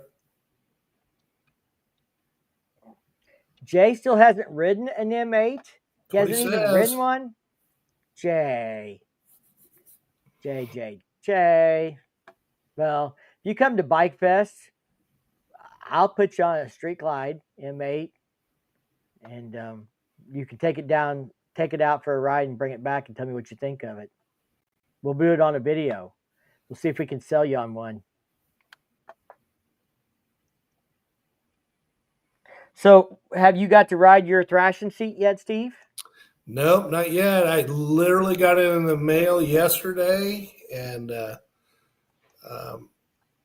went out and installed it real quick, and sat on it and kind of, did one of these numbers, and I mean, it feels really good. I'm excited. I think it's going to be exactly what I was hoping it would be. But hopefully, I'll get out in the next couple of days and go ride it. Well, I'm trying to fix this decal thing for her. And then, of course, I'm anxious to see what you got. So If you told me, I don't remember. I will share that I am now a Mustang seat, a Mustang brand ambassador. So this seat is actually a collaboration between Mustang and Codlin. I posted a picture of it a while back, so I really like the looks of this seat. And I reached out to Codlin, and it's a collaboration deal. They said you have to talk to Mustang about getting a demo seat. Talk to Mustang, and they didn't really have any demo seats. They build to order and stuff like that. But we talked, and we're going to try and do some stuff together. And so now I'm a brand ambassador. I did not get the seat for free. I still paid for the seat. Yeah, I got a little discount. That's part of it, but. I'm also going to do some work, and I'm going to give you an honest review of the seat after I put some miles on it. But my first 10 miles, I was surprised. Good. How well I liked it. So I'm I've expecting good things from it. I had a Mustang tour seat on my Road King, and then I've had one on my Road Glide ever since. I don't know if anybody makes a better tour seat than Mustang, in my opinion. Well, I'm not big on the wide seats, except for when I'm touring. Right. I've got a sundowner, and I had a sundowner on my last bike, and it did me well. Nothing against the road sofa now Mustang just came out with a new touring seat also, and Yes. maybe we'll test that in the future after I test this seat or something. Yeah. And if I test other brands, it's not like. I mean, I didn't make any exclusive deals that I won't ride another seat or have another seat or whatever else. But, I mean, I can't tell you if this product's better than that product if I don't try them. And seats are $500 a whack, easy to $1,000. So they're not like I can get 10 of them and just go try them all out and tell you what I think. No. It'll be what I can when I can. Yeah. So Ryan says, I would get a Cruzy built Nightster if I could. That would be pretty cool. I pulled up at the hotel at Milwaukee, and there's a pickup truck with a couple of Nightsters there. And I'm like, Cruzy staying at the hotel, because I've not got to meet Ryan, and I'm a fan. I'm in his Patreon. I've been a fan. I've been in his Patreon for years. I started following him a lot for the Dyna content because we had the 2000 FX DX. And stuff. And so I paid to be a Patreon just to support his channel because I liked the content so well. And it was valuable to me as a Dyna owner. So it was really cool. I got to meet him and talk to him a couple times. We talked about my Dyna a little bit and stuff. And he said, if I ever want to sell it, to bring it to Phoenix because I can get 3 times what I paid for it there. Wow. That's what it was. He's got a great channel. He's funny and he's entertaining. So. Yeah, and he's having fun doing this stuff, Yeah. It's true. It's real. Yeah. So, I slapped a Lepera tail whip on my 24, about 1,500 miles on the seat. I love it. That was in the running. A Lepera tail whip was in the running. This Codlin is probably a little smaller seat than the tail whip, and at least in the passenger section. I like the Lepera look a lot of the tail whip. I've heard good things about it. Speed Dealer has them. It'd be something if I was going to compare seats, I would probably put the tail whip up against the Mustang seat, up against the step up, of course, maybe Harley step up. I thought about if I could get 4 step up seats, one from Harley, one from Lepera, one from Mustang, one from Saddleman, to do like a step up comparison seat, just about like showing you rider position, initial thoughts on it. Maybe, at least I'd have to have them for a long time to do an initial review. If I could get one just to put on a bike and show you, like this one brings you up and back, this one brings you down and back, that kind of thing. Because I think that's valuable to people to see them in comparison. A lot of them will tell you, oh, like this Codlin seat brings you back. It's not an extended, it's not a reach seat. they're not advertising it that, but they do bring you back. And I like to have my arms straight. So Yep. I'm feeling pretty happy with the positioning on it. But it brings Good. me back a little bit more over stock.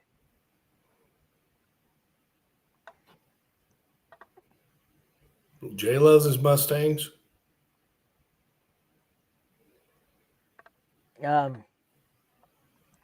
Jay says if HD does me wrong on the Road King, I'll probably buy a Nightster. You gonna ride that Nightster to Bikefest? I just want to know, bro. You're young. You can do that. Brother-in-law bought a 22 Road Glide. Looking at Sly Fox. Don't know much about them, but they look hot. There's also, I got a lot of recommendations when I was talking about it from people who talked about Bad Boy Customs. A guy I ride with loves Bad Boy. He's putting one on his 2024 Road Glide CVO ST. So there's you mentioned this to me. So talking about Lance from the Thrashing Crew getting a CVO RR. Can't believe Lance got one. Yeah. What was funny was the picture they posted was a trailer full of them. Now I wonder if that trailer full was going to California to different dealers and they got one of those or something, because they posted a picture with like a whole trailer full of them. Yeah, I think it was, because in the video he got 73, and then he went back in the back of the trailer to look at the other bikes, and they were like 74, 75. So that's what he was guessing, is that they're taking them to other dealerships out in California. Hey, Greg. Oh, and then he pops a wheelie out in front of Neptune's net, where he likes to go eat on PCH, and he scrapes the exhaust pipe, goes back to the dealership to see what it would cost. I think it was like $3,900 just to replace that part of the exhaust. Yeah, I expect there'll be a custom exhaust coming. Yeah, something. Me too. Jay says if he got the Nicer, he'd keep the Road King. So that'd be he'll just keep the Road King and get a Nicer on top. He's never going to get rid of his Road King. So Greg said he couldn't make it. He was trying to meet up with me in Milwaukee, but life and work got in the way, and he couldn't make it. I understand completely that stuff happens. So maybe we'll catch you there next year or somewhere else in between. Yeah, so he got 73, and the 6 others, there were 6 more going to other dealers. So yeah, that's kind of what I figured with the picture. Yeah. When you get a chance, when you change the windshield in 24, maybe I've missed it if you did. I'm 6 foot, and the Amazon Clockworks 8-inch knockoff didn't do much for me. Thinking I'm needing a 10. Ryan, I am desperately trying to get this video done. It's pretty. I haven't got it edited up, but it's a lot of content. But I have taken video of about 8 different windshields on the bike with me riding them on the bike from my POV, talking about what my height is, measured them from the top of the bike to how wide they are. I am working on a windshield buyer's guide. It is in the top 5 of my videos I need to get done. So with Sturgis coming, it's killing me, but I'm probably not going to have time to get it done before Sturgis. So probably will come out in August. I am running, I think, the 10-inch in the winter, and I'm running an 8-inch in the summer, and I'm not 6 foot tall. So if you're 6 foot tall, I would say you probably need the 10-inch, because I'm like 5'9". So you're 3 inches taller than me, so you should be probably 1.5 inches taller in the torso. So 2 inches taller in the windshield is probably going to be fine. I think you'll be better with the 10 than an 8. That would be my guess.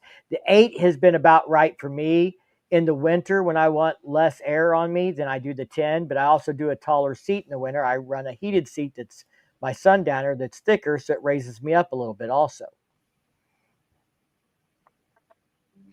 Do you have any iron butt tips for first timers? My iron butt tip for first timers is to watch a channel called Chasing Adventure. He's in the chat. Chase, can you throw a link to your channel in there for John? Chase is the guy I know personally that's done the most iron butts. He likes to do them. He has a lot of experience. He's got videos on like what he packs, stuff like that. I have not done an iron butt myself yet. If when Firecracker does hers, that'll be the first one. I've done 700 miles in a day multiple times, and we knocked off before dinner. I'm sure I can do an iron butt. I've just Oh, never yeah. needed to, and I've never done it for the sake of doing it. Um, it doesn't, like we talk about things that feed my soul. Doing an iron butt has never been like on my, oh, I need to do this. I think for Firecracker, she feels like it's more of a challenge because she's doing it on a soft tail, so she wants to challenge herself to do it. I don't feel like it's much of a challenge for me to do it on a touring bike. I'm sure I can do it, so I've never like felt the need to do it to prove it. But but if she's going to do it, I'm going to do it with her. So I Yeah. can tell you, my tip is start early while it's cool. When it gets hot, take more breaks, get more hydration, stop more frequently. So maybe start out in the morning doing 150-mile legs and stop and get gas and take a drink of water. Drink a half a bottle of water at your gas stops. First thing you do is drink water, fill the tank, drink water, put your helmet on, drink water, drink water and rehydrate when you fill up. Um, I wear long sleeves. I wear mesh riding gear. Some people think I'm crazy doing that in 90-degree heat, but coming back from Milwaukee in the 90 degrees, I felt like the air coming through the mesh jacket was cool, not hot. Mhm. It's a furnace blasting on my face.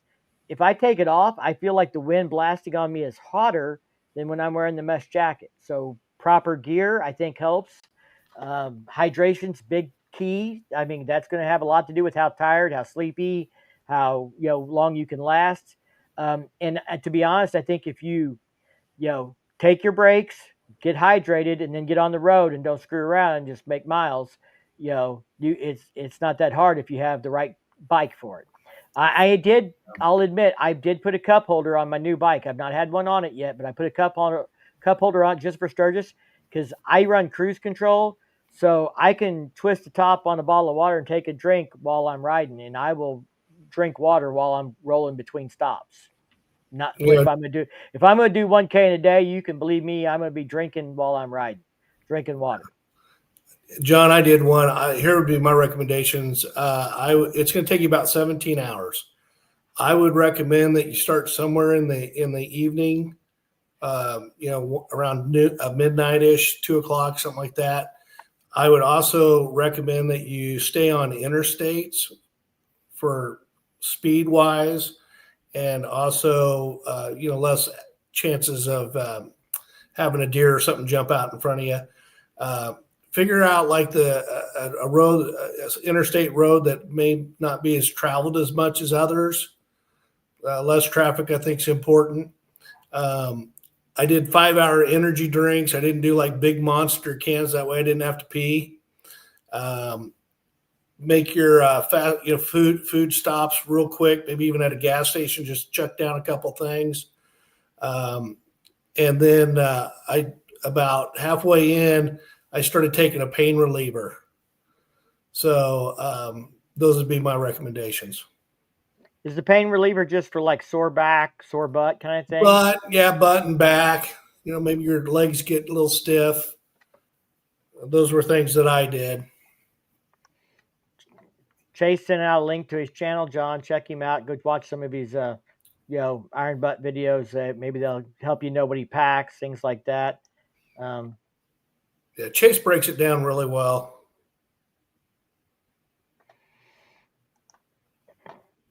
If you can do 400 miles a day, you can do 1,000. It's just committing, and it's just doing more of it. Yeah.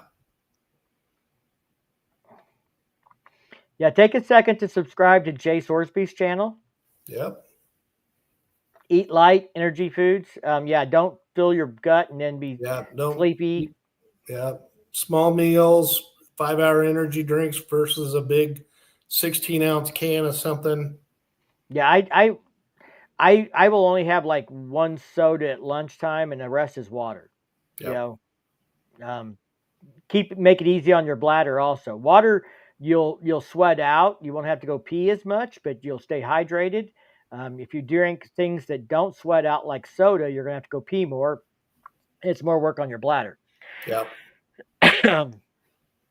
Full mesh jacket is great. Yep. Zan says pickle juice.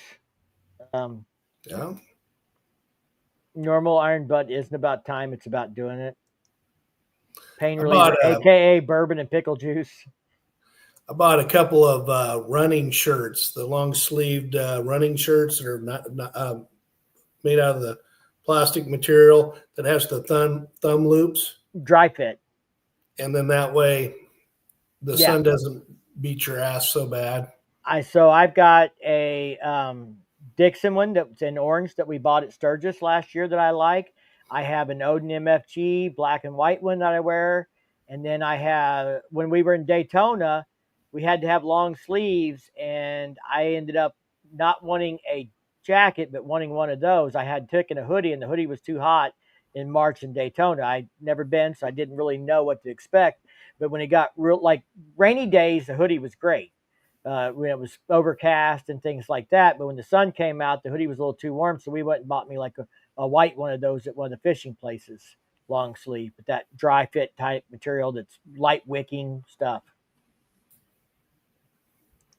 Ryan said, I rode 250 miles to Crater Rally this year on the 24th. So much better than on the Street Bob 114 a year prior. I second the pickle juice.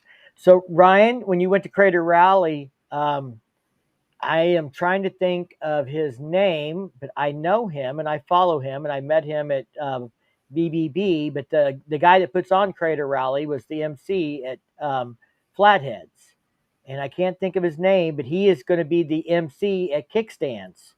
So he'll be MCing at Kickstands all week where I'm staying and stuff. So I'll get to hang out with him again.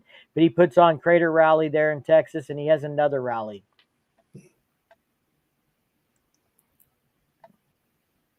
Yeah, I eat beef jerky and walnuts, etc. on the road with water. Keeps me going. Yeah, beef jerky's good. I mean, like I said, don't do try to avoid greasy foods, fried foods. Do like a Subway sandwich or wrap kind of thing, light on the bread. Heavy on the protein. That's what I do. Jay says, yeah, the dry fit fishing shirts are the jam. Your local big box store should be putting them on sale soon. Yeah, I like the mesh jacket. I can wear short sleeves underneath that. So then when I stop, I get off, I just take the jacket off and throw it in the bag or hang it on the handlebars, or if we're going in to eat, I throw it over the chair because it's pretty warm when you're not rolling, but when you're rolling, the mesh jacket's great. And it's better protection than the dry fit shirts. I like the dry fit shirts, but the mesh jacket's better protection. This is kind of funny. I take heed for it a little bit, but I like to wear what I call business socks. I wear the nylon thin socks. And the reason being is if you get wet, they dry out a lot quicker than a big, thick, heavy cotton sock. So I've been doing that for a couple of years now, and I've been happy to. It's been a plus. So do you know how to keep your feet dry once you get stormed on and you have wet boots for the next 2 days? Like when you're riding the Sturgis 2 years ago? Talk to me. So I keep a roll of small trash sacks in my luggage bag. And so like if we get rained on and the boots are going to be wet and I'm not going to be able to get them dry, when I get up the next morning, I put on dry socks and I put my trash sack over my socks and I stick them in my boot. And my boots may be wet till they dry out, but my feet are dry the whole time. Yep. So, yeah, they're a little warmer, but if you're moving on the highway, they're not bad, as far as making your feet warm. But that's a great way to, once you get wet, to have dry feet still. Little tricks of the trade. So he said, I met Randall Reeder at Crater Rally. He's the actor that plays Buck on the Deadpool movies. Great guy. Can't remember the MC's name for the life of me. Yeah, I can't either, but I follow him and I know him, and I'll know him on sight when I see him. Yeah, don't eat a double quarter pounder at McDonald's doing long miles. Or a bowl of Chili's from Wendy's. Yeah, Chase says it's July. It depends on where you are, but hydration keeps you cooler than any clothing. Drink, drink, drink. So I keep a bottle of water on the handlebar if I'm going to do like this 1K thing. That's what I'm going to do. Yep. He likes hot weather, iron butts, because I sweat enough to not piss every time I stop. Yep. Yep. Plastic bags work in the cold too. Yeah, I mean, if anything that's waterproof is windproof. And wind is what strips your heat. Yep. Cut a hole in a trash bag and put it on over your underwear, and your junk's not going to get cold. Or you can get a heated seat like me, and you're going to have chestnuts roasting over an open fire. Avoid heartburn triggers on long rides. Ask me how I know. Yeah, rain gear does well in cold weather as well. The only jacket I took a mesh jacket for riding, and the only other jacket I took to Milwaukee was rain gear. So if we got rained on, but also if I got cold, I could just put it on. And I don't really care what other people think about how I look. I'm not trying to be cool. No. I'm trying to, be comfortable, to take care of myself, and be able to crush miles and get done what I need to get done. So, the morning we went to the PDC, it had rained, so I left there with the rain jacket on. I might have been the only guy wearing high visibility orange Harley Davidson rain jacket, but that's okay.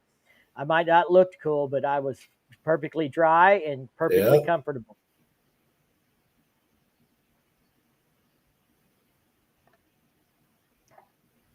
All right. Well, it's almost 9:00, guys. I'm going to let everybody go. I still got to work on a video and stuff.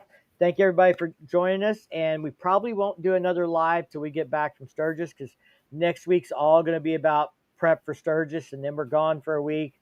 And I don't know if we'll do one the Tuesday after we get back or not. We'll just have to see where we're at, how we get in. If things go well and we do a 1K on Saturday, and I have Sunday to recoup and get stuff done, then we might be ready by Tuesday. Yep. All right, guys. Thanks for tuning in. I appreciate you, everybody. Make sure you subscribe to Jay's channel. Let's get him over that 1K. I'm going to have to start pimping him out. Yep. Take care of our boy. All right.